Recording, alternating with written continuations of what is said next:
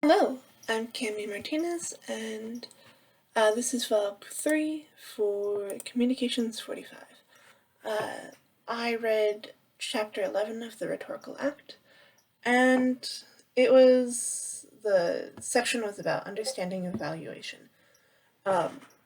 Evaluation is a good portion of rhetoric and rhetorical, evidence and whatnot.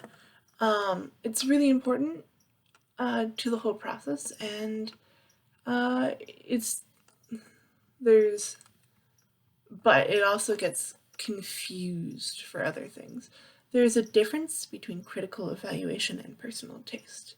Personal taste is what the rhetor or an audience member, any person really, personally finds good, or what they personally like. So some people like chocolate ice cream, some people like vanilla ice cream. That's personal taste.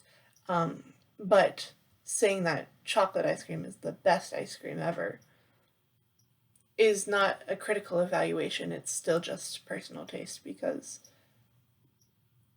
it doesn't hold, that person's words don't hold any weight. Like, for themselves, yeah, but not for every other human being on the planet. Critical evaluation is a large part of understanding media and rhetoric, but it is also really hard for people to do. Critical evaluation is about taking in the media and breaking it down into its parts. Who is it?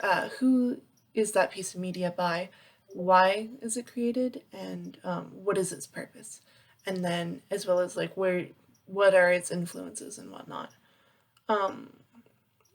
But that is a very long and tedious process for most people, and most people do not have the tools to understand or do critical evaluation.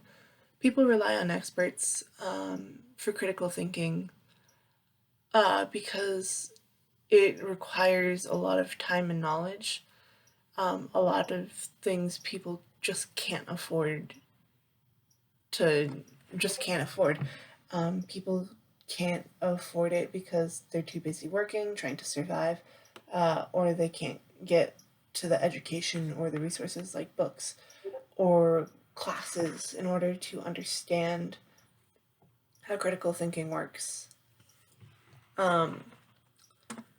Evaluation is broken down into different standards. There's 4 different standards. There's artistic standard, or what is its aesthetics, what's its imagery, how is it presented, the way it feels. The effect standard, what is the reaction it gets out of people,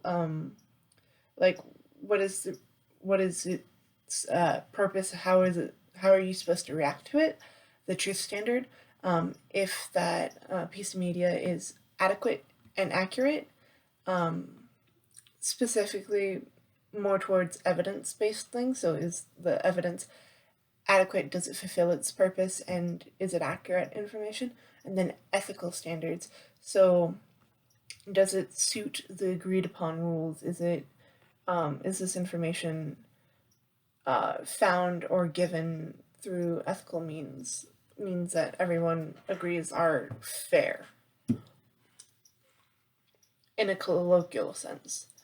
And then there's a lot of constraints on understanding said evaluation as well, or completing rhetorical action in media.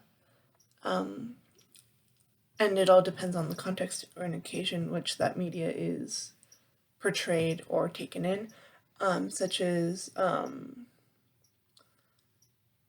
the events preceding or subsequently following said consumption of media, and how the audience's expectations and requirements for understanding that piece of media interact with said piece of media.